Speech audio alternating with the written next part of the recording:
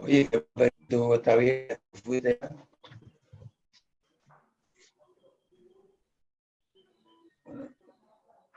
Bueno, yo lo que estoy preguntando es la barbería, porque yo la barbería mía no ha abierto todavía.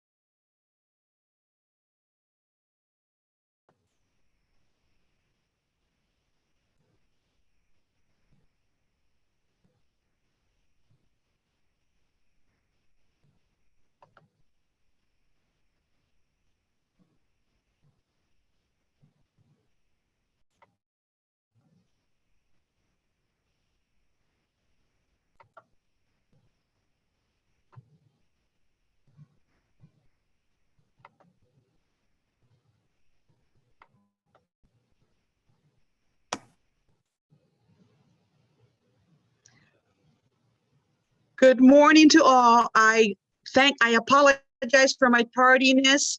I was watching my granddaughter graduate from kindergarten on Zoom. So that was a very new experience for me. So I apologize for my tardiness. Esto no está full screen todavía. I'm not sure if you all can hear me. Yes. Q's coming out. Okay. So I apologize for my tardiness. Thank you for your patience. And give me 1 second so you can fix this for me. Okay, now we are here. Comienzo a grabar en 15 segundos. Okay, perfect. Q is going to start recording in about 10 seconds, so I will officially start the meeting. And again, thank you for your patience, and I apologize for my tardiness.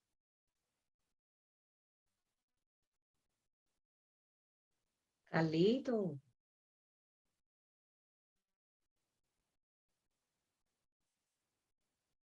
Okay, we are live and we are recording. Welcome, everyone. Thank you for being here. This is our City of West Miami virtual regular commission meeting. It is Wednesday, May 20th at 10:08 p.m. Madam Clerk, if you can read the instructions for joining the Zoom commission meeting.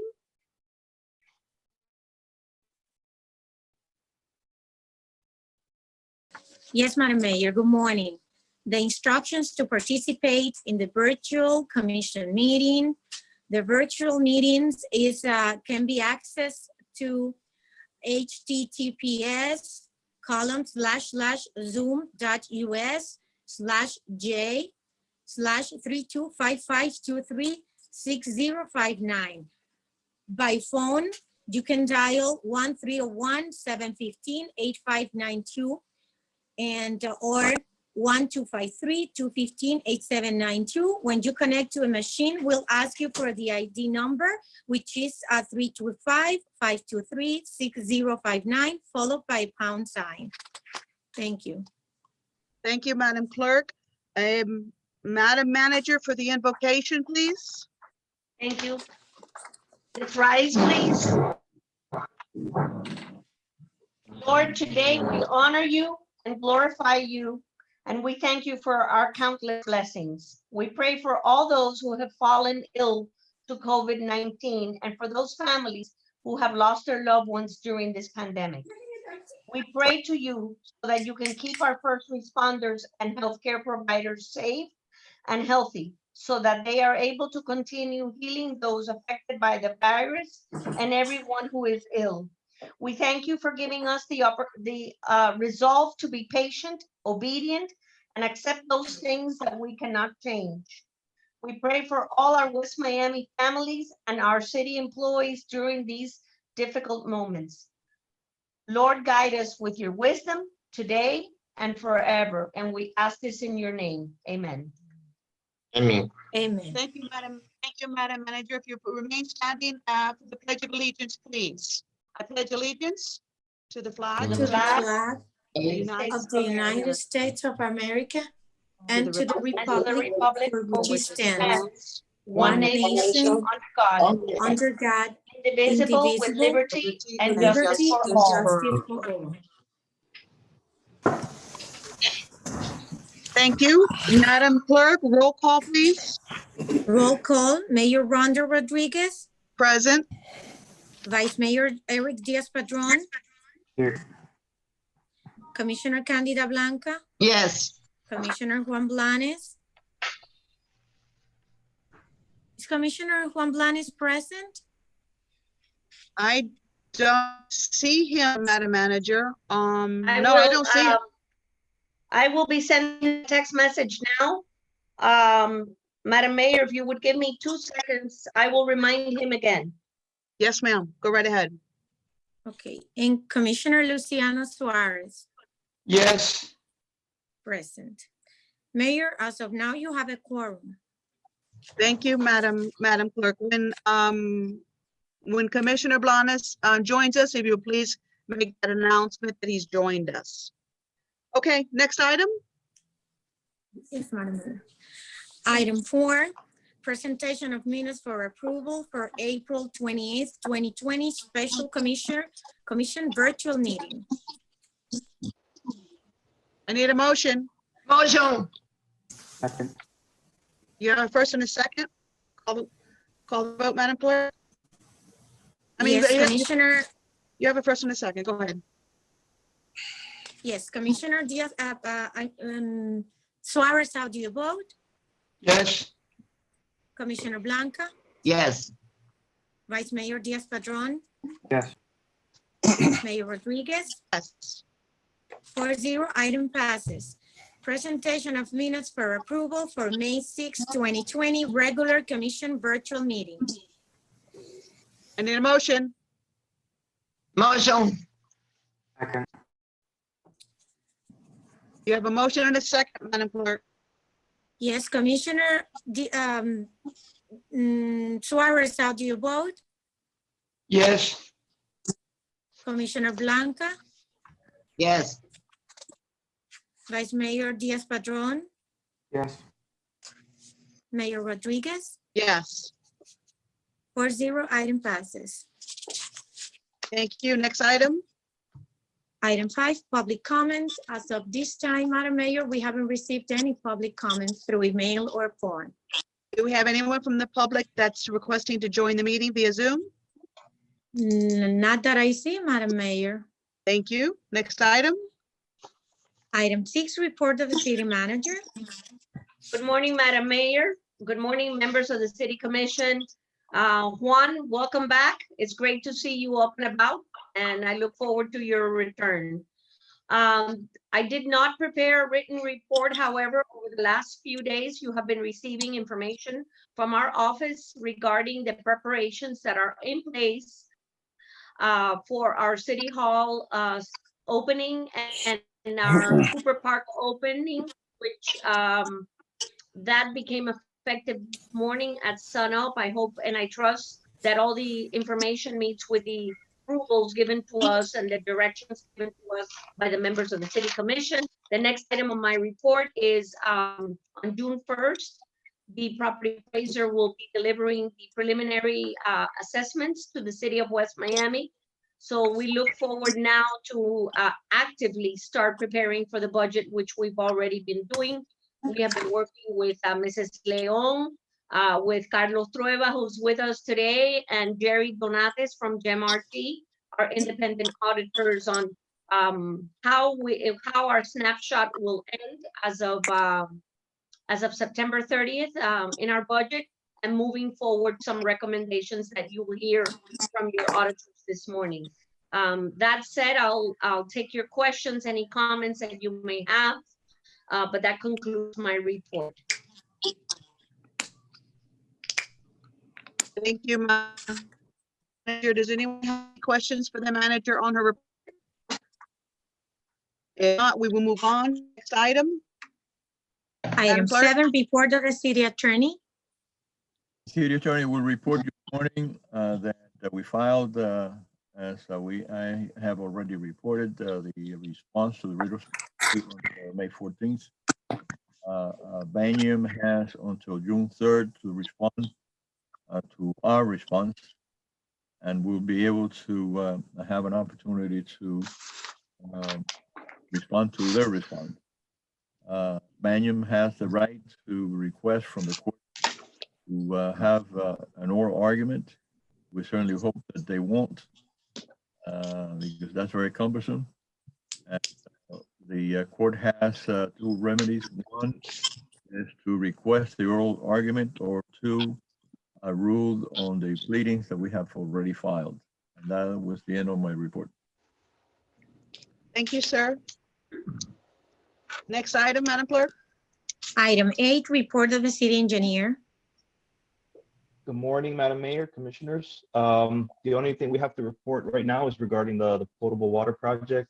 We have the ad already out that'll be posted on Monday for the RFP for construction. So the procurement process takes about a month. We'll have a pre-bid meeting next week, and we expect to have bids in mid-June and have a recommendation hopefully by the end of June for selection of a contractor. So that's good news. We'll get that project finally rolling. On the passport office, as you all see, construction has been slow over the past couple of weeks with COVID and everything else. But we did talk to the contractor last week. We're waiting right now the delivery and installation of the windows so we can move forward with continuing construction and getting all the spaces open up. The bathrooms are nearly complete. When I was last out there, there was just a couple minor items to to take care of to finalize that. So you know, those projects should be completed within the next month or two. That's all I have right now. If anyone has any questions, I can take that. Thank you. I have a question. Yes. Go ahead, sir. Go closer to the mic, because you're too far from the mic and the sound is very low for you. The mic's on my ear. Well, It's here. you look like you are in Palm Beach.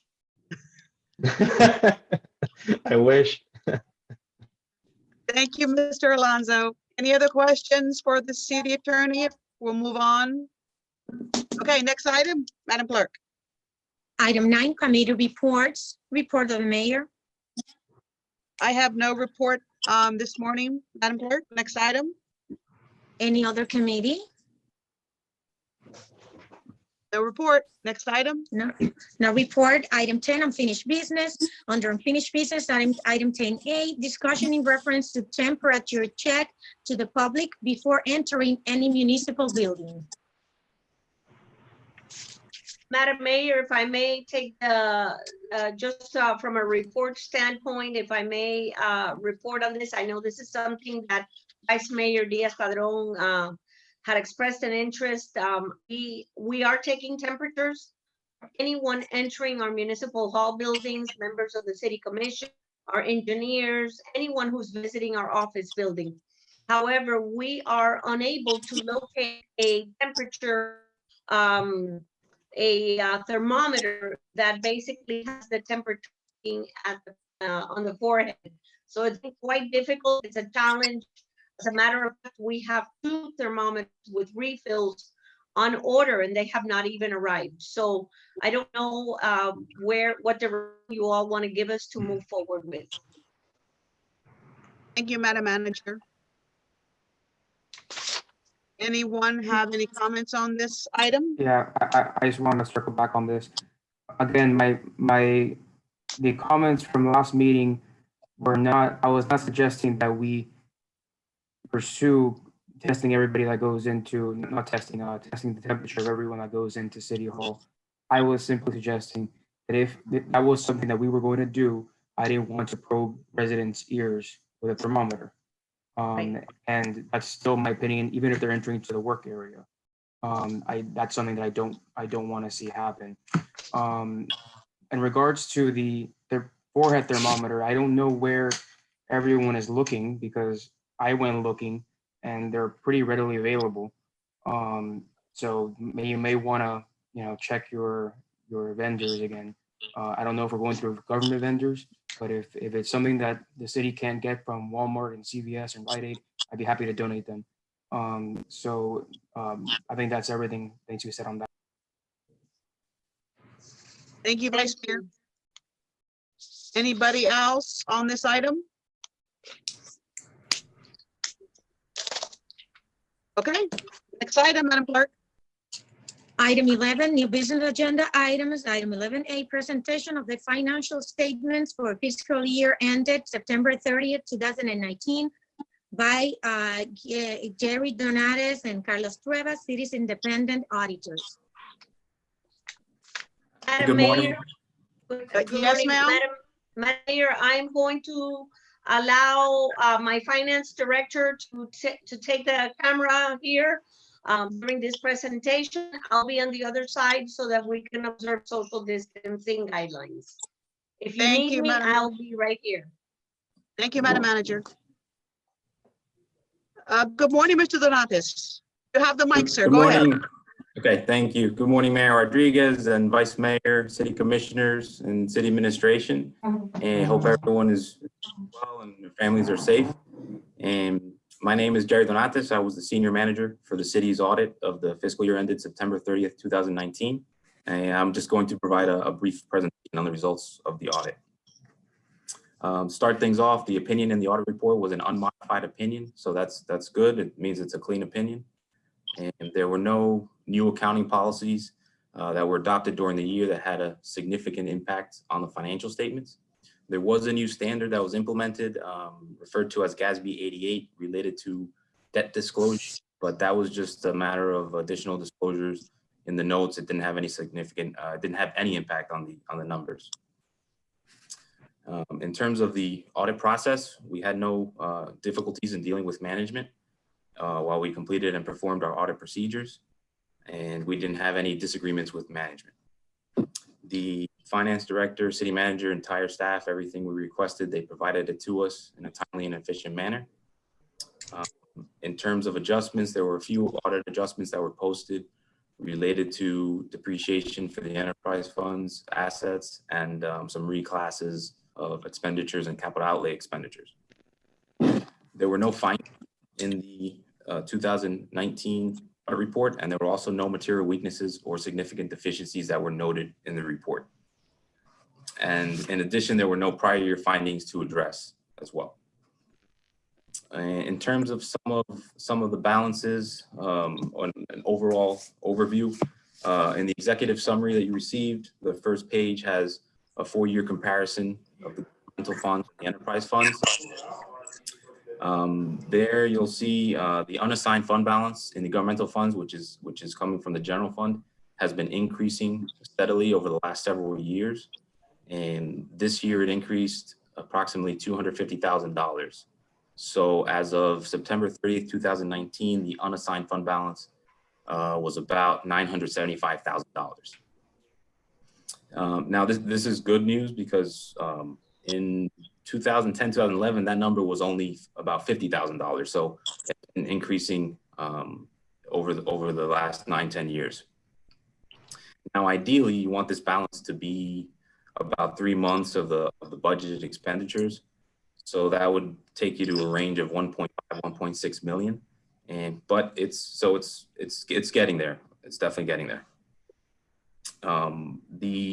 As I mentioned, it's remained consistent. It has been increased. It has gone down a year here or there related to the general fund having to subsidize the enterprise funds, water and sewer funds, but the increases have been consistent. And if the city is able to continue that, it will slowly be able to work towards reaching the goal of the unassigned fund balance of about 3 months worth of expenditures. In the enterprise funds, there were no drastic changes, and the issues there have been the same as they have. And the goal there is again to come up with solutions to fund the aging water and sewer system and the major improvements that are needed, which will need some significant funding. In terms of revenues, property tax and revenues and other tax revenues increased as expected. The red light revenues increased when compared to 2018. And so that was a good sign. And then the FEMA grant funding from Hurricane Irma that was received in 2019, and the city was able to pay off the line of credit that it had from City National. The second half of the package you can read on your own. There's a letter there to management and the commission, which basically touches on some of these things I mentioned. And at the end, there's some financial statements, balance sheets, and income statements for the various funds that you can see some more details. And then I basically want to conclude with just two more comments. In 2019, there was a federal single audit as well, which is related to the fact that the city reported federal grant expenditures of more than $750,000. And the major program that was audited was the FEMA grant related to Hurricane Irma. Now, obviously, those expenditures were incurred 2 or 3 years ago.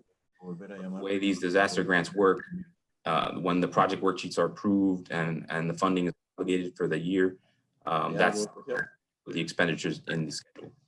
So I know from experience in dealing with these disaster grants, it's a tough undertaking dealing with these grants, and it took look how many years it takes to receive the funding. But so I would like to commend the city and the finance department for the way it carried it out.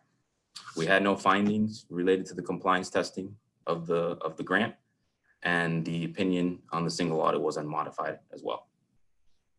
And then lastly, I just wanted to touch on the pandemic. Obviously, all businesses and cities are affected by this. And so, we need management and the commission definitely need to evaluate the effects that it is having on the city and will have on the city. So some measures can be, drafted or to mitigate any of the loss of revenues that the city may have. I know for a fact the red light camera revenues are going to be decreasing. That nobody's been driving around the last couple of months. If certain offices of the city were closed, no revenues were coming in. So that's just something to keep in mind as the rest of the year ends now in 20, and then while you prepare for the 9/30/2021 budget. And in closing, I believe the city's management once again has done a great job maintaining the budget and the finances of West Miami. And the challenge continues to be just finding a solution for the improvements that are needed in the water and sewer system. I'll turn it over to Carlos. He says he'll say a couple of other comments. If you have any questions, feel free to ask, and whether now or anytime during the year, we're always available. Thank you. Thank you, Jerry. Welcome, Mr. Trueba. Good morning, Mayor. Good morning, members of the City Commissioner, Mr. Attorney, Mrs. Manager, Mrs. Leon. Great to see you. Great to see you back in the office. It's a pleasure to be here.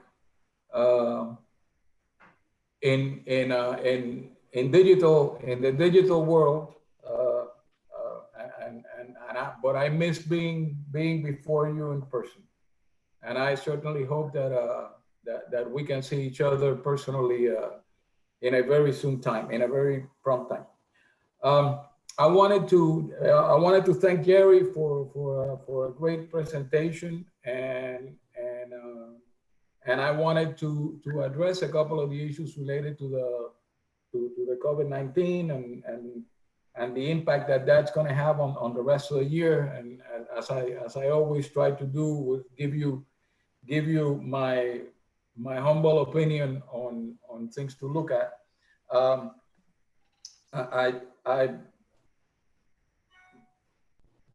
Mrs. Aguilar shared a memo that she had written to all of you a couple of weeks ago related to the impact that the pandemic was having on the city. And I had the opportunity to look at it, and I think she's right on point. I believe that you're going to see an additional bit of an impact on sales tax that will be coming in June or July as the economic impact on retail purchases will be felt in a couple of months when those funds get distributed to the cities. I think that her prediction that revenues through the end of this year will probably decrease by a couple of $100,000 is on target. There are a few less expenses because of the pandemic that you'll be able to save. I just ask that for the remainder of the year that you keep you keep your steady pace and try to at least maintain where you can the net revenues flat, so that there is no need to dip into the reserve funds. For next year's budget, it's going to be difficult. I think the impact of this pandemic will be felt for part of next year also. So keep I think that you have great leadership, and I think that you'll make the right decisions with the budget.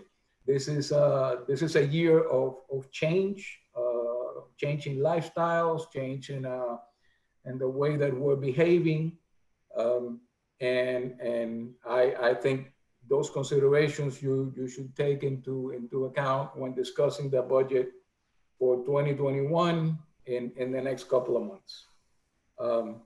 As always, we're very pleased and happy with our relationship with you and with management, and we are here to help you in anything that you need from us. With that, I thank you all for the opportunity to come before you, and I'm happy to answer any questions, and so I'll leave that to you now. If you have any questions for me or Jerry related to the audit, and Thank you, sir. Are there any questions from the table or from staff? Yes, I'd like to make a comment for Mr. Treva. Go ahead, sir. Okay, Mr. Treva, I'm very happy to see you, because now that you went to an upper business level, The only way to see you is in the internet, the digital world. So we are very happy to see you, my friend. Thank you for. I'm always very thank happy you, to see you. Thank you for your Commissioner. work, and thank you for your dedication to our small city. For us, it's an honor to be in your hands. Really, we appreciate that Thank you you, come sir. and take care of us. Thank you Thank very you, much, Commissioner. thank you, Commissioner. Jerry, I have a question, and I thank you for praising our staff for the excellent job that they've done, and I agree with you. The people that we have in charge of our money are doing an excellent job, and I thank them for that.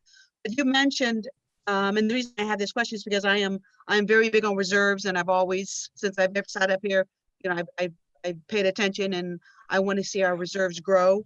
And by the numbers that you put out that I'm looking at, it looks like we're about $600,000 off of being where we should be for the 3-month mark of reserves at 1.6. Is there anything we can do that we're not doing to work on increasing our reserves? I know you said we're doing everything we can, but is absolutely anything that we're not doing now that we should look at doing to build that pot of monies up?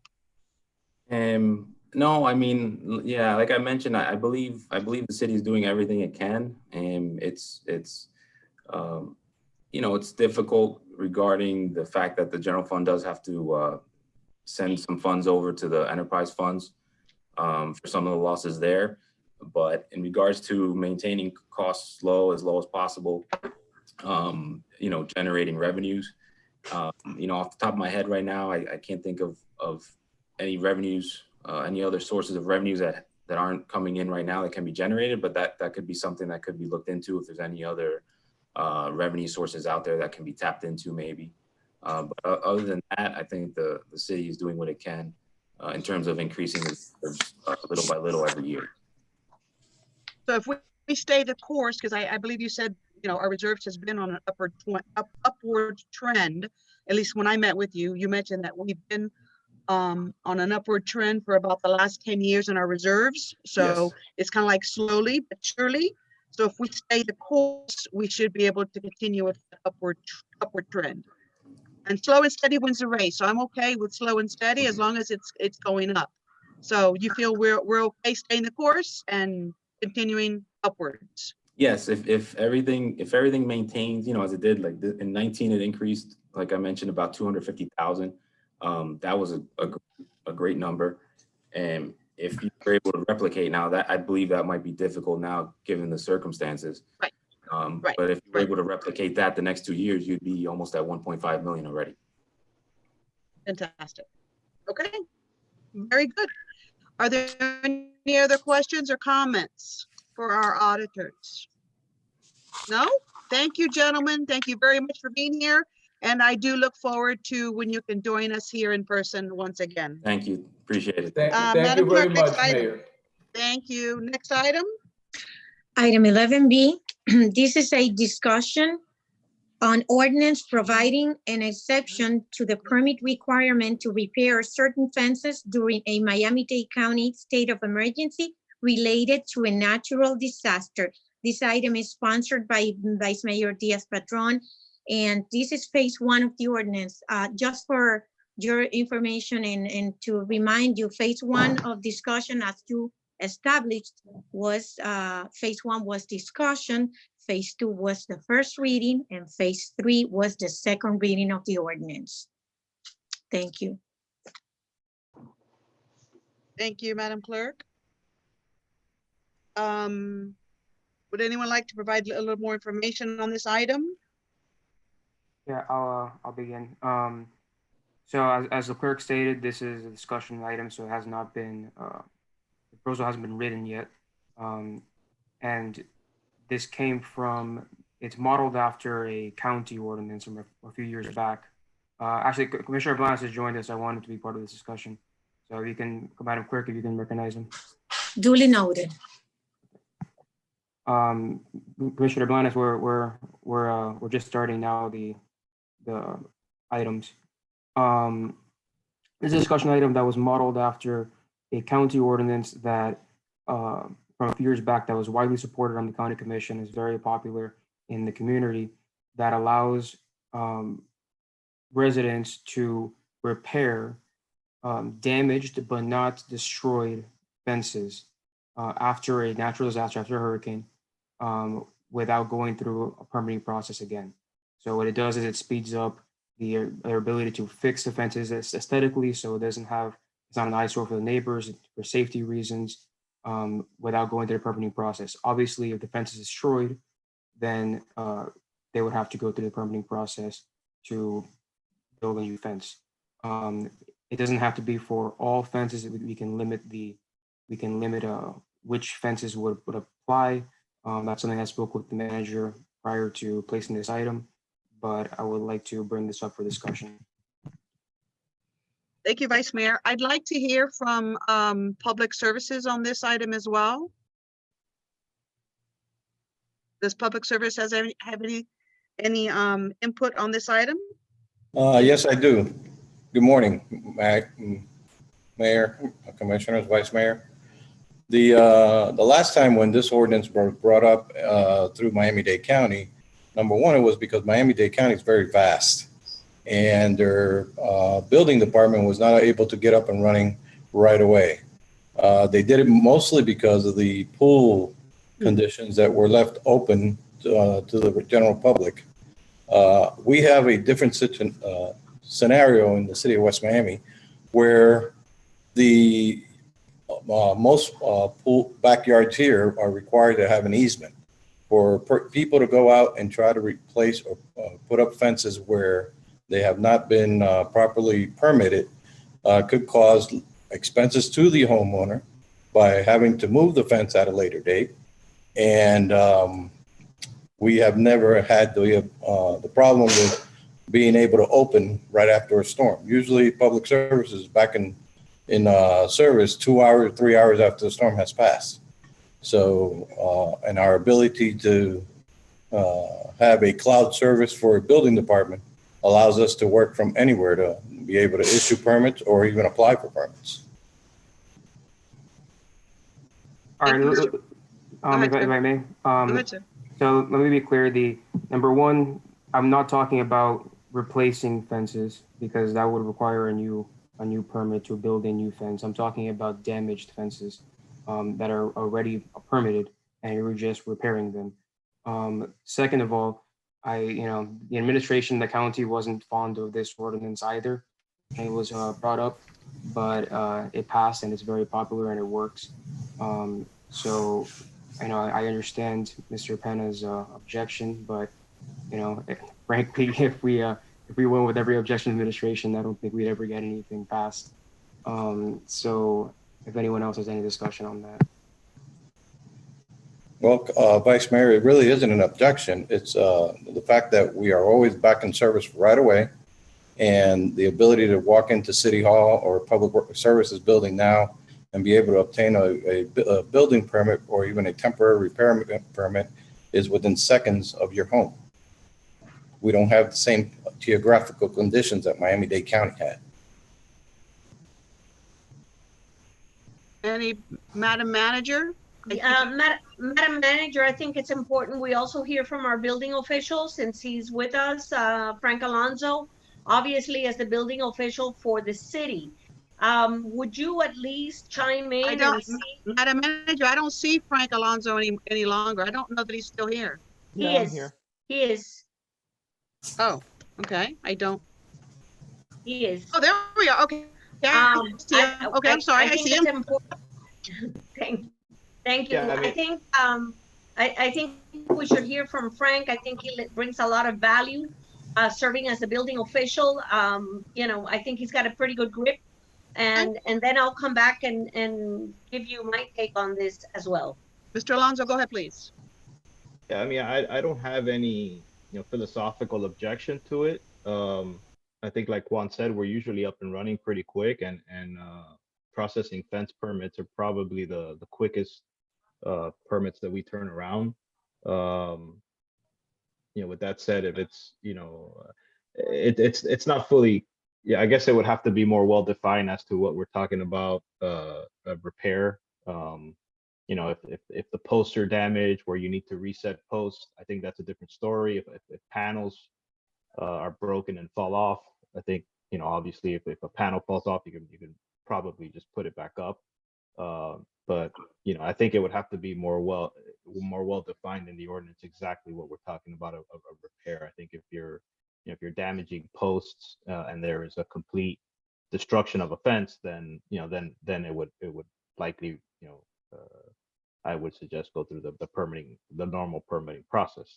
So there would have to be kind of a threshold pretty well defined as to what we consider a repair. I haven't read the county's ordinance, so I'm not clear on how they addressed it, but I would believe it would have to be just very well defined. So, but if a permit would be required, I think like Juan said,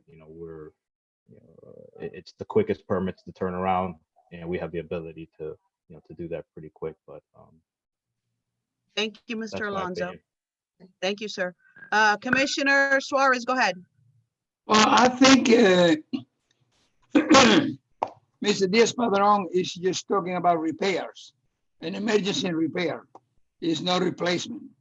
What I read here, requirement for repairs. So after this is providing exceptions, repairs at the offense during Miami-Dade County emergency. So it's a repairing an emergency case, no replacement. That's what I think Diaz-Padrón is presenting, repair, no replacement. That's what Mr. Alonso was just referring to. What he was referring to repairs.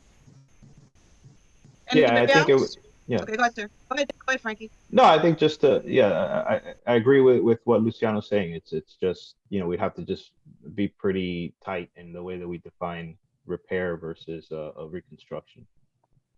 But it sounds to me like there's a lot of variables in just a repair as well, as you said. You made it very clear that there are a lot of variables in a repair. It's not necessarily a replacement or new. It's a repair. Anybody else have any comments or questions on this item? Yes. Commissioner Blanes had his hand up first, Madam Manager. Then you'll be next. Go ahead, Commissioner Blanes. Okay. A repair done by whom? The property owner or a fence company? That would be with variables. And I think it needs to be considered that if we do have a storm or a hurricane and we do have fence damage, fences are usually the last thing the property owner wants to take care of. They want to take care of their roofs. They want to take care of their windows. They want to take care of all the other stuff. Fencing is something that is, I would consider it doing it, one of the last things on my worries if I have property damage. But I think that we need to consider who's going to do this repair. Because if the property owner is going to call a fence company to come and do an emergency repair, then surely he has time to get a permit. So, it doesn't make any sense.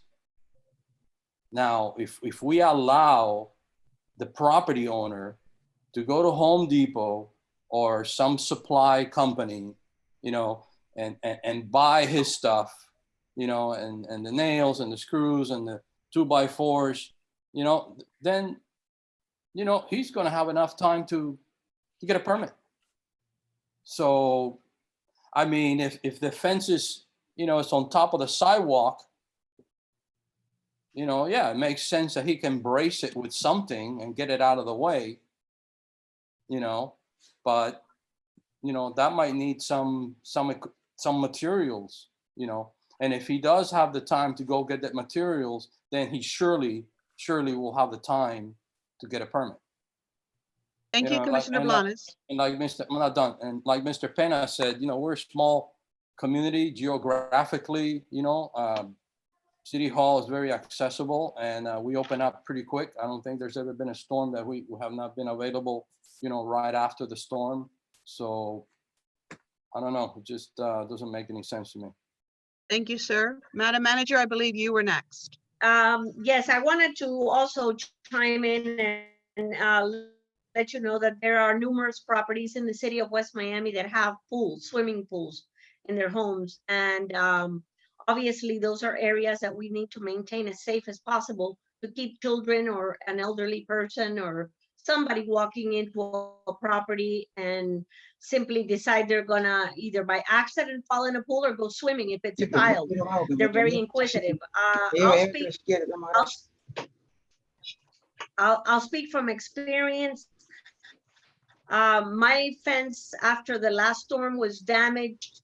It was actually very wobbly because my neighbors in the back have old fences, and it fell onto my panels. And because I had a pool, we had to repair it immediately. So my husband actually had to go and get some posts and put in some quick repairs. I would not object to something like that. And I think that's the intent of the proposal being brought forward by Mr. Diaz-Padrón, more so from a safety standpoint. We're not, I mean, for one, I don't believe that we should allow anybody to make any repairs without a permit to anything that has a structural component to it. But a person that has a pool, a person that has a specific set of circumstances, if they have damage, I think they would be able to make the immediate repairs, because we also have to take into consideration that not always can you find a contractor, especially it depends on the nature of the storm. However, maybe we could be, and I'm not saying about relaxing our ordinance, we can ask, we can tell our residents, you're able to make emergency repairs to non-structural areas of your property. However, you must apply for a permit within the 30-day window of time if you're going to be replacing panels or digging holes and pouring concrete, something that requires inspection by the building official. I think we need to focus on the immediate and emergency versus long-term. Although I agree with what you're saying, Madam Manager, the problem is that once you give the residents that feeling that they could go ahead and proceed without permits, they are also required to call Sunshine for locations. There's utilities underground throughout the city that any person that decides that all of a sudden they need to brace up their fence without a proper permit may go ahead and bypass the requirement of getting utility locations and create more damage and more chaos just because we're trying to provide a sense of security for the backyard or for the front yard. So although I agree with the idea, I don't think it's something that has at any of the 39 years that I've been there affected us in being able to allow someone to secure their property. Getting a permit is nothing out of this world. It's very simple, especially for fences. But I hate to allow anybody to think that their interpretation of a repair is something that would not require a permit. Right, and I wholeheartedly agree with you, Madam Mayor. If I may just respond to Mr. Penna, I wholeheartedly agree with you. The issue of the underground utilities is a public welfare and a safety issue of paramount importance. I'm just saying something as simple as a panel coming loose as a result of an object hitting it. I'm talking about nailing it to an existing pole, but making just the necessary repairs that are non-structural in nature. Once you're going to dig and once you need to pour concrete, you do require a permit because you do need to get the utility company out there. So I'm just saying overnight immediate solutions, I believe, is the context of what Vice Mayor Diaz-Padrón is presenting. Nothing more, nothing less. You know, this is very simple. Commissioner Blanes, if I may, just to be very quick. This is very simple. It's not, you know, we're talking about simple repairs, and we're just talking about residents being, you know, like Commissioner Blanes said, that the fence is the last thing the residents want to worry about, right?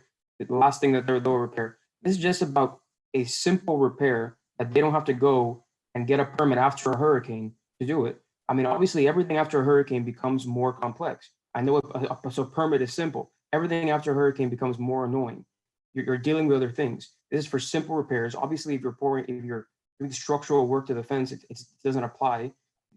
These are simple repairs after a hurricane. This is a very limited situation. You know, I don't know why we're talking about natural gas lines, and this has nothing to do with this. This is, again, ease for the residents after a hurricane, simple repairs to fences, which is the last thing they want to deal with. Go ahead, Commissioner Blanes. You know, if we want to have this as a law in the books, so be it.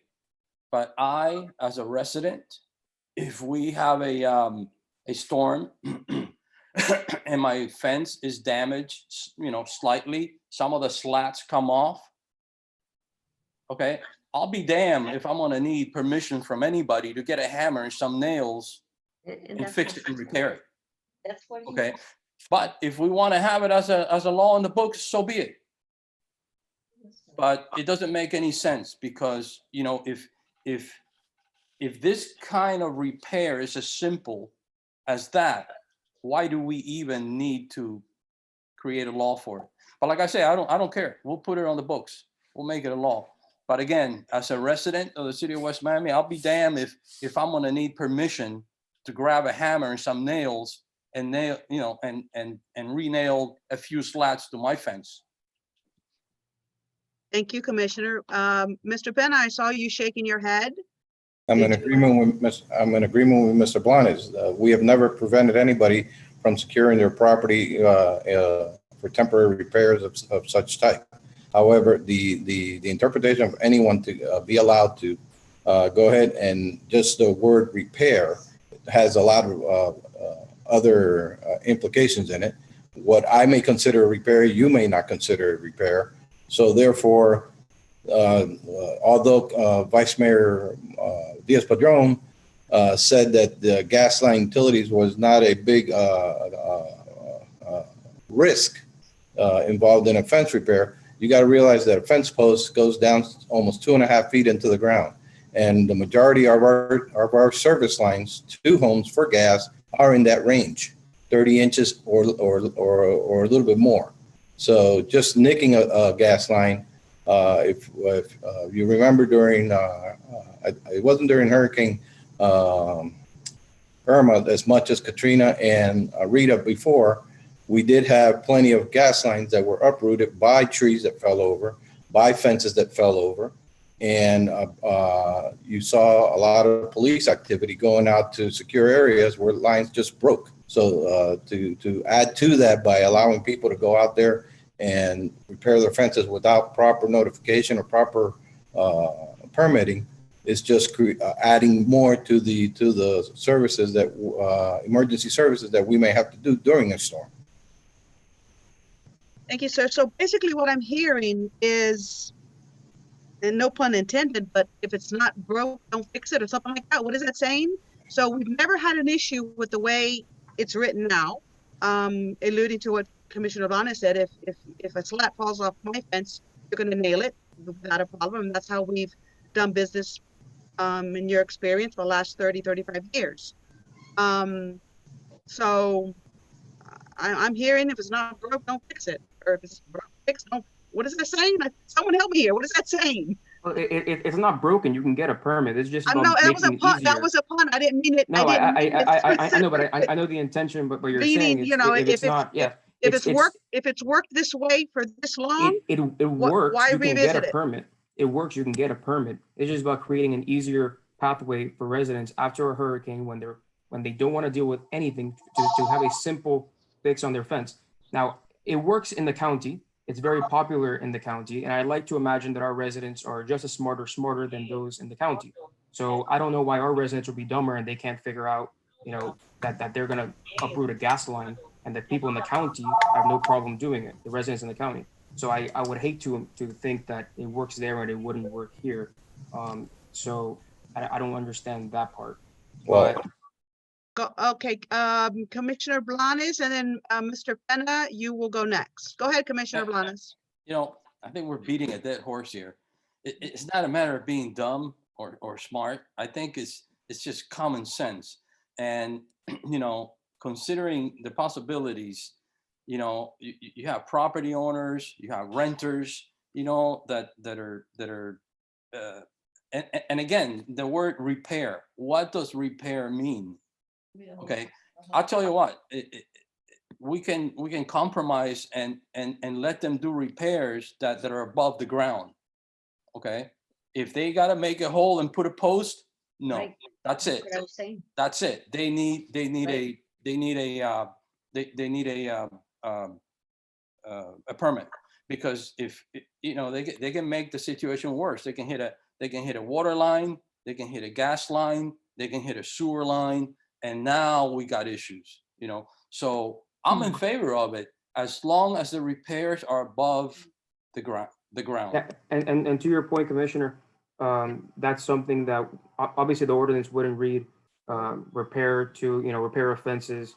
It would be a defined ordinance. It would have rules, and those rules would be worked out with the building with the building department and with the manager, and we'll make sure that all those considerations are taken care of. But I think that's obviously very reasonable, what you're saying, and that would be incorporated. Mr. Penna, go ahead. The only thing I wanted to add is that the reason why Miami-Dade County passed this ordinance 2 years ago was because unfortunately their code enforcement department was way out there ahead of them, and they started citing people that their fences were down and had pools in their backyards. And yet when they went to the county to pull permits, they couldn't pull permits. So it was a double-edged sword. The code enforcement department was issuing citations for not securing their pool, and they could not pull permits at that time through the county in order to get a repair for the security of the pool. That is why that ordinance passed. If you do your history on that ordinance, you'll see that was the reason. The code enforcement department went ahead and started citing homeowners throughout Miami-Dade County for having their pools exposed to the public. Thank you, Mr. Penna. And we all know we are certainly not as big as a county. And it's been working all this time, right? Everything, what we have in place has been working well for residents, it's working for the city.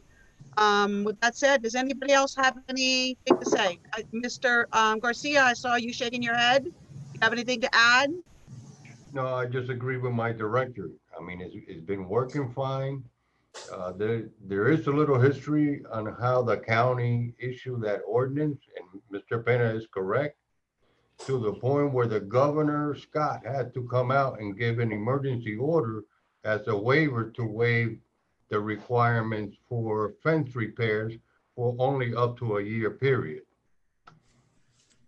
Thank you, Mr. Garcia. Anybody else? Yeah, but that's not the current law. That executive order is not the current law. And I'd like to just state again that when this ordinance was proposed in the county, the administration was very against it. It's not like the administration came up with this ordinance. In fact, it was sponsored by every commissioner, and the administration fought it. Thank you, Vice Mayor. Anybody else? Okay, Madam Clerk, next item. Yes, so just for clarification. Madam Mayor, Yes? I did not fully hear what the Vice Mayor had to say. I mean, I need directions on whether to prepare or not to prepare an ordinance. That was my question. All right, so this is just a discussion. I need a consensus of whether or not I should prepare an ordinance. All right, What he basically needs is he needs enough people on this commission to give me the okay, so I can write the ordinance, so I can work with the building department, with the manager, to actually put something in writing that we can vote on first reading. all right. Commissioner Blanes, go ahead. As long as this ordinance is made in conjunction with Mr. Penna, and the word repair is defined without any doubt whatsoever, so it won't come back and bite us in the behind. So I think there's so many variables in that word repair that it's going to be wide open. But Mr. Penna, go ahead. Your comments on that? No, I'm in agreement with the Commissioner Blanes. Okay. All right, so I need to hear from my table. I'll ask one at a time if you want to have an ordinance prepared for this. Commissioner Blanca, I have not seen during the entire. Oh, there she is. Okay, Commissioner Blanca, would you like an ordinance prepared for this item? No. Thank you. Commissioner Suarez? Well, this was a discussion. I have no opinion on that discussion. Well, the attorney's asking for direction. I heard that, but this is a discussion. I'm not sure. I don't have an opinion. I'm not sure. Okay, Commissioner Suarez, would you allow me to present a first reading so that we can see what's in the ordinance? First reading would be for an ordinance. All right, but you can read it. Well, Commissioner- this is a free country.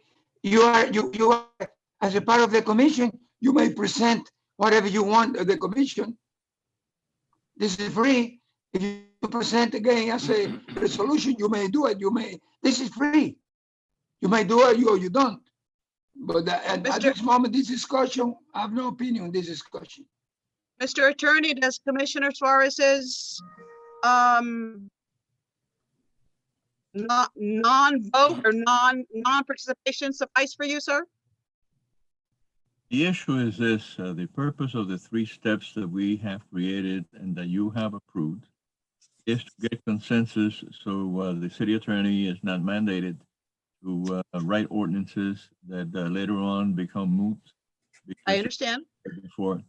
So in any discussion, anybody that is present should express their opinion one way or the other. Okay, thank you, sir. Have an opinion. Thank you, sir. Commissioner Suarez, I need you to go one way or the other on this. Mayor, are you the mayor or you try to get litigations between the commissioners and the city attorney? I tell you, there was a discussion. And was a discussion? I have no opinion. I heard everybody. I heard the others. And I have no opinion in this discussion. Commissioner, we need you to vote yes or no if you Mayor, want. Mayor, this was a discussion. Now, And don't try to the get attorney, sir, and the litigation. attorney is requiring Well, don't a try to vote get, on this. don't try, you are the mayor or the attorney is the mayor. Don't try to get litigations. And don't put words in my mouth. I am the mayor, Well, the no, attorney is the because attorney, sir. I have not, like a Commissioner Blanes said sometime, I'm not sure. I'm not sure, Mayor. All the times Commissioner Blanes is present, he's not sure, and nobody said anything. Mr. Attorney, And you, the commission, have created a system, and you, the commission, ought to apply it. So if you say that we have 3 steps, and the commissioner, the attorney should follow your instructions, I should need the vote. So if you want to pass Commissioner point and get a majority or one way or the other, I have no objection in writing an ordinance pursuant to the request of the mayor. The thing Mr. Attorney, if I set precedent and pass on someone voting now, that's, I can't do that. If we are all voting, then we are going to My vote. legal opinion is that the Commissioner Suarez must vote one way or the other. Thank you. He has to himself from the meeting. Thank you. Commissioner Suarez? How about no? Thank you, sir. Commissioner Blanes? Aye.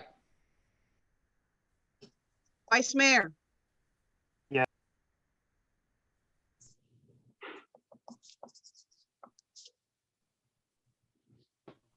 Okay, I vote yes. Okay. We shall Thank you. prepare an ordinance pursuant to the instructions of Vice Mayor Diaz Padrón in accord with what have been said here. On that, Mr. Attorney, please be sure you work very closely with Public Services on the wording of that ordinance. Yes, I will. Thank you, sir. Mr. Penna, please, Martin, please avail yourself to the attorney for the specific wording on the ordinance. I want to be sure it follows Public Services guidelines completely. Okay, Madam Manager, go ahead. Madam Mayor, maybe we can check with other municipalities to see if they have such. I object to checking with other municipalities. I mean, we have our municipality and we should act according to our needs and not what the rest of the world does, you know? Thank you. I think that Vice Mayor Diaz Padrón has all the right in the world and you have a majority and I will work with Vice Mayor Diaz-Padrón in order to create an ordinance in conjunction with Mr. Penna, okay? Well, I want to be sure you work, especially with public services, not only vice mayor, but I want the majority of this ordinance to come from public services. They're the ones that know what needs to be in there. That's what I said. I mean, Okay. that I was working with the Vice Mayor and Mr. Penna. Perfect. Thank you. Next item, Madam Clerk. 11C, request by Mayor Rodriguez to provide a one-time waiver for summer camp registration to city residents / grandparents and a reduction to non-residents in preparation for a possible summer camp. This is pending CDC county guidelines, and this is sponsored by Mayor Rodriguez. Thank you, Madam Clerk. And yes, that was exactly how I was going to start this discussion. Obviously, we're waiting on the county. We don't know if, when, or how we will be having a summer camp. But if, when, and how we do have it, I would like to try to help out the parents that will be sending their children to the camp by waiving the one-time registration fee for residents and a reduction in the registration fee for non-residents. And the city manager and I have had discussions on this financially. There's no problem as far as monies are concerned, but I'm going to let her, I'm going to yield to her on the finance part of this. But that's, I feel, one way that we can help out our residents and the parents of our children, if, when, and how they will be coming to summer camp. Go ahead, Madam Manager. Thank you, Madam Mayor, and I think you said it best. This is a one-time waiver of registration fees for the kids who are going to be, if there is summer camp, enrolling in the summer camp program. I have been involved as well with managers meetings, as the mayor has with mayor's meetings, and there is reason to believe that summer camp may become a reality in a reduced way, maybe a very short summer camp, but I think that it is under consideration at this time. And so in order for us to waive as a one-time, one-year courtesy, these fees to our city residents to assist them in getting their life back in some kind of sense of order, and reduce it for the non-residents who live in the area, who enjoy the park as well. We're talking about a $15 reduction from $65 to $50 on a registration fee for non-residents, and a one-year waiver completely for children who live in the city or whose grandparents live in the city and can produce identification. Again, I have a feeling that there will be limitations on capacity if, in fact, we are going to see summer camp. And if you vote to approve the summer camp program. As a reminder, the county is setting out or rolling out these rules, but the city can make the rules as published by the mayor of Dade County a little bit stricter if we wanted to. So given the nature of the circumstances this year, I think that the rec center has sufficient reserves to cover this amount. Thank you. And Madam Manager, I just want to clarify, you said a one-year waiver. I want to just be sure that everyone understands that's a one-time waiver on the registration. The first, this summer camp, right. So one-time waiver. One Okay, time. perfect. Thank you. Any questions? Vice Mayor, go ahead. I don't have a question, I have a comment. I think this is great, I love it. Thank you for bringing it. I'm full agreement. Thank you. Any other questions or on this item?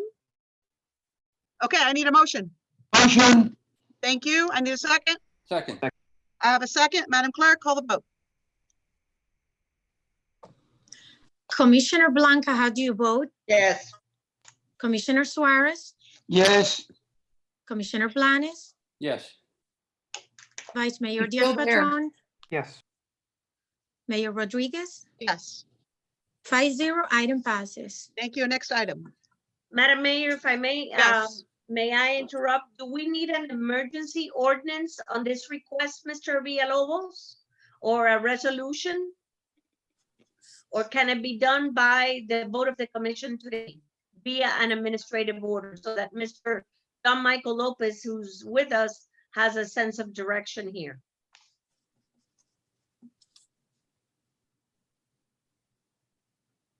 Mr. Attorney, did you hear the question? No, I did not hear the question. I'm sorry, may I repeat that? Go Sure. ahead. Mr. Villalobos, my question is, do we need a resolution or an ordinance of the city of West Miami due to the emergency waiving the fees for resident children who will be enrolled at the park this year as a one-time courtesy and reducing the fee by $15 to non-residents for this year only, a one-time courtesy? Please add registration fee to that, Madam Manager. Yes. Even our registration fees is what we're talking about. Go ahead. Registration, correct. Do we need an ordinance or a resolution, The Mr. difference Villalobos? between an ordinance and a resolution is the exposure of the will of the commission at one point. An ordinance is something that will go in the book and will stay there forever until repealed. So even though it is not in the agenda as a resolution, the resolution might be in order if everybody consents it. All right, the clerk already called the vote. So, Madam Manager, I'll draft a resolution, Madam Mayor. thank you, Mr. Attorney. Madam Clerk, next item, please. Yes, Madam Mayor, item 11D, this is a report and request for guidance from the Office of the City Clerk in reference to the use of the community center as an early voting site for primary elections. And the election date is in August 18, 2020. Early voting dates are scheduled to be from August 3rd through August 16. And the reservation for the community center by the Elections Department shall be from the July 28th, 2020 through August 16, 2020. And as you may know, the Elections Department requested the use of the community center as an early voting, which you approved. And the presidential preference elections took place already. The early voting took place already at our community center, but now they are requesting the space from, as I said, from July the 28th through August 16. Back in when we had the presidential primary, we did not have any problem. Now this is taking place during summer camp, and it requires a deal of logistics. And in the past, we have located the seniors to the recreation center. So the community center may or may not be operating in August, but I need a response, a guidance from you, because the Elections Department has asked for a confirmation of the space because they have requirements to meet, and they need confirmation from us as to if you authorize the use of the community center as an early voting site for the aforementioned dates. So Thank I you. need your guidance whether to authorize it and give the final okay to the Elections Department for the use of the community center. As I said, from July 28th through August 16. Thank you, Madam Clerk. And you're right. When we voted on the early voting back when, we had no idea what was going to happen or what we're living in now. And I think at this point, there's a lot of challenges we're going to have to do. Right now, we're being challenged with how we're going to have our summer camp, number one, the social distancing, the children.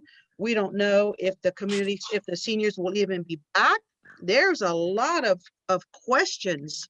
But I do understand that we have to talk about it now because the Elections Department is requesting this because they have to do their planning as well.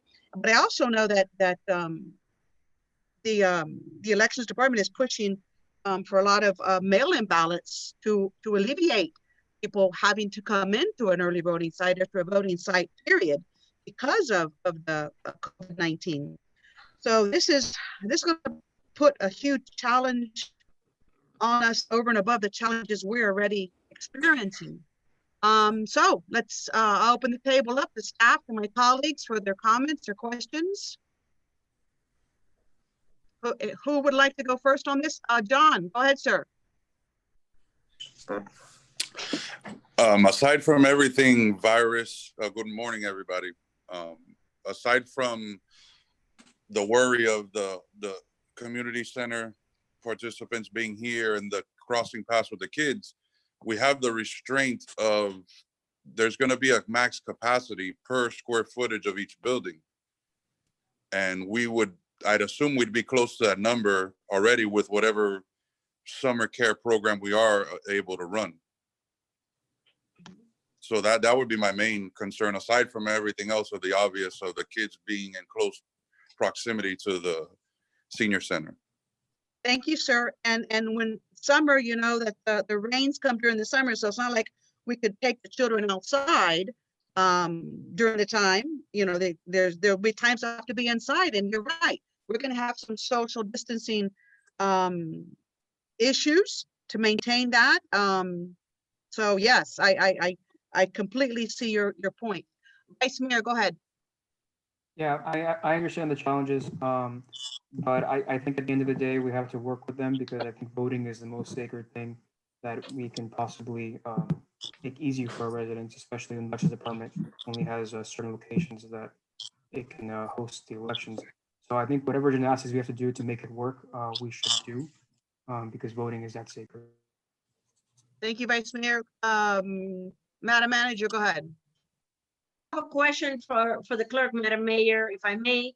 Madam Clerk, how soon do you have to respond to the Miami-Dade County Elections Department? As of this end of this week, because they already requested it, and I communicated with the coordinator, Miriam Rivero, and I asked her to please allow me this week because we had a commission meeting and I had to submit it for consideration to my commission. So we have to respond within this week. Thank you, Madam. Did you have any other questions, Madam Manager? No, ma'am. Vice Mayor, I agree with you as far as the sacredness of the vote, but on voting, you do have the option of mail-in ballots. With our children, we don't have an option. If they're going to be there, you know, they have to take precedent over space. You know, so they're there. We can't. It's not like we can not have them come during this time. We approve. If summer camp is open, for the sake of those parents who have another option and must send their children, we have to provide the space for them. So they'll be there. It's not like we can ask them to leave during this time. And as far as voting, there is the option of mail-in voting. Anybody else? Anybody else from my commission or staff has a comment or question? Have a good day. We have to make a decision. The clerk needs a direction from us, Commissioner, because she has to report to the elections department. So we have to give the clerk some direction. Commissioner Blanes, was your hand up? Go ahead, sir. Yeah, I think we're gonna have to yield to our administration, you know, because they're the ones that know exactly if this can take place or not. So I think it would be now at this time, you know, beneficial for us to be assured by them if this is something that can be done and be conducted safely or not. And I think our decision needs to be based on that. Because they, out of all people, know exactly what goes on day in and day out. So I think we need to hear from John Michael, from the city manager, and from Mr. Pena. Thank you, Commissioner. And I know, Don, you already gave us your thoughts on that, but if you repeat that And then I'll hear from the rest of the administration. John, if you could repeat your thoughts on this item, please. Basically, aside from, it's very difficult to keep them when they are here because the seniors, what normally happens is they take again, it's been a different structure because we've had more kids and all that, but they've normally taken the backside of the hall and then they need to use the bathroom too. There's no real way to keep them away from each other. In a day that it's not raining, yes, we could take a limited amount of kids outside, but we won't know what the weather is until that day comes. And if we have to be in the building, like I said, the main thing is there's going to be a capacity limit, which includes us staff on each building, on each program per square footage of your building. I don't know how that affects. And if it's a one-day thing, maybe we could, I don't know, close camp that day, but it's not, it's multiple weeks. So I don't know how that would be. Thank you, John. Madam Manager? Thank you. Madam Mayor, from a logistics and from a maintenance issue, I think Mr. Penna would agree with his crew and his staff that it can be accomplished. I propose the following. Cancel, well, first of all, I highly doubt that our senior citizens will be back at our facility during this time. I believe that there is talk that they may be out either until early fall or possibly the end of this beginning of next year, of the calendar year.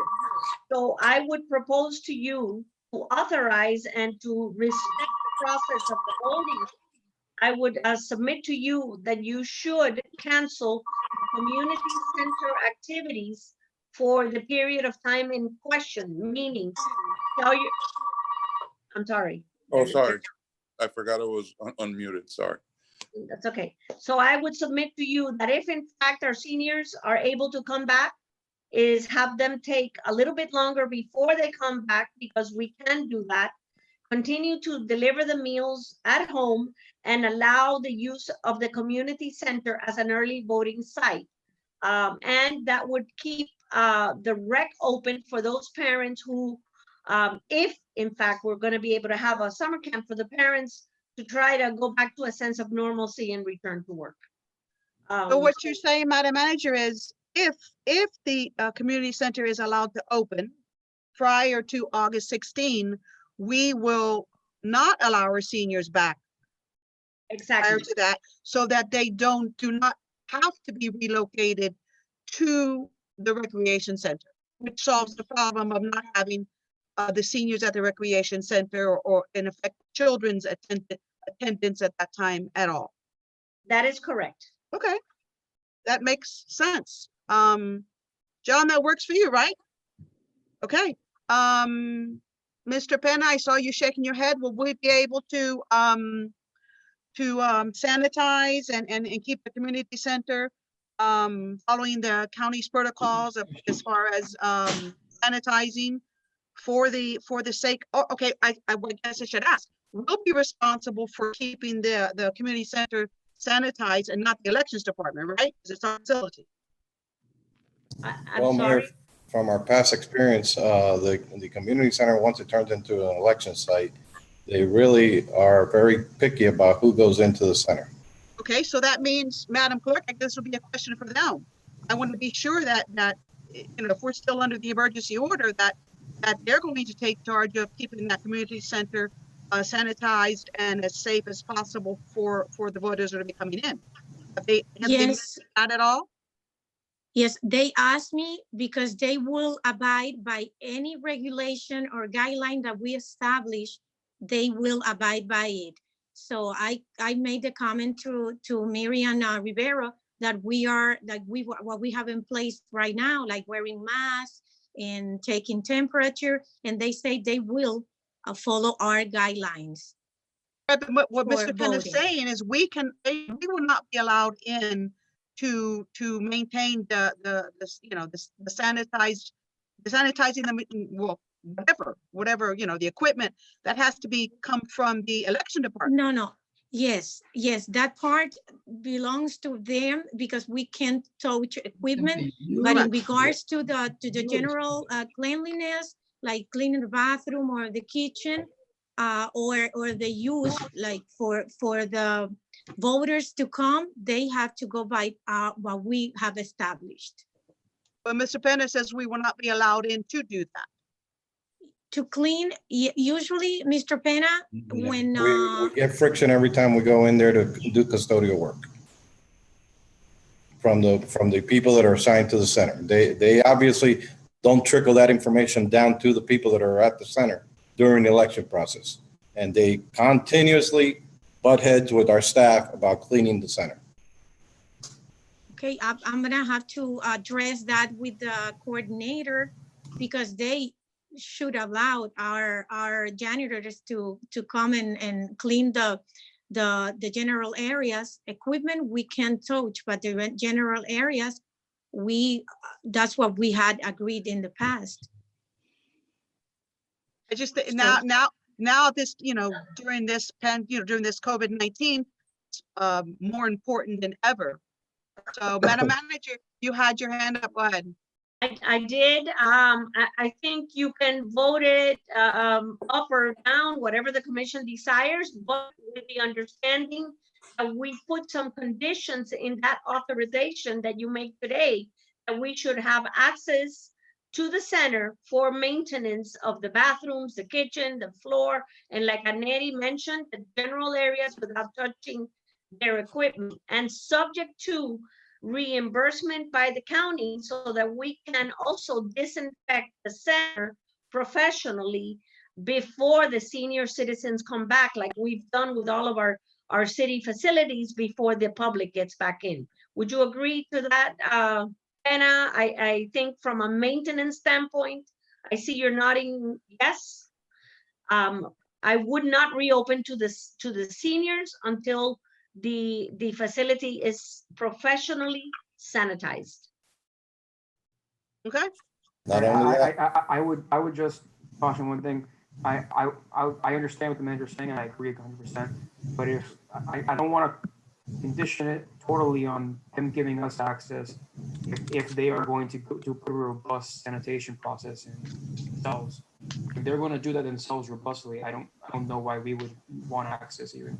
So I don't want to put that condition, but I would go conditioner on if there being sanitation. But I don't, I wouldn't condition on us being the ones that do it.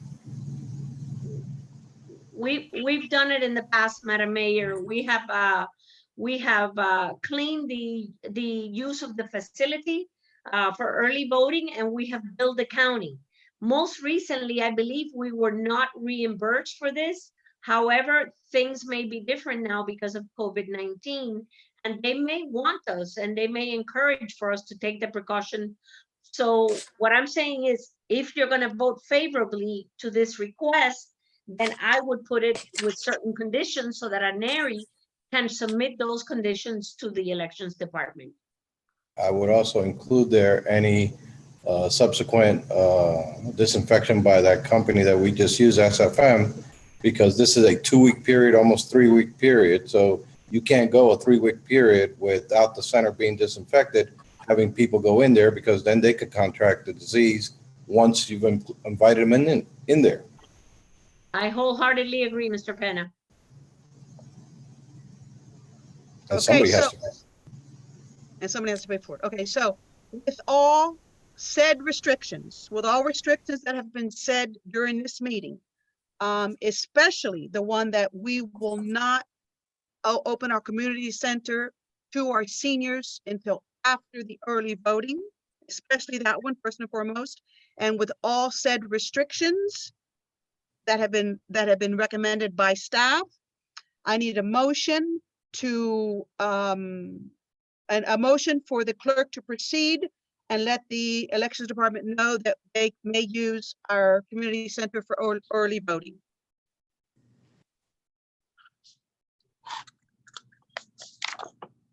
I need a motion. Do I have a second? I have a second. I apologize, Mayor. Who made the motion? Vice Mayor. Okay. and second by Commissioner Blanes. Call the vote? Okay, Commissioner Blanca, how do you vote? Yes. Commissioner Suarez, how do you vote? Commissioner Suarez was not present for the discussion, so he will not be voting. Okay, Commissioner Blanes, how do you vote? Yes. Vice Mayor Diaz-Padrón? Yes. Mayor Rodriguez? Yes. Thank you. I'm sorry, did I miss something? Did Commissioner Suarez ask to be excused from the meeting? Because I no longer see him on here. No, Madam Mayor, not that I know. Okay, let the records reflect, Madam Clerk, that I'm not sure at what point, but Commissioner Suarez left the meeting, but I honestly cannot say that I noticed exactly when. I know he wasn't present for this discussion on this item, but I don't know at what point he left the meeting. So just for the records, be sure that's noted. Yes, Madam Mayor. Okay, next item. That's the last agenda item on issues. Item 12, consent agenda items. We have none. Item 13, good of the order.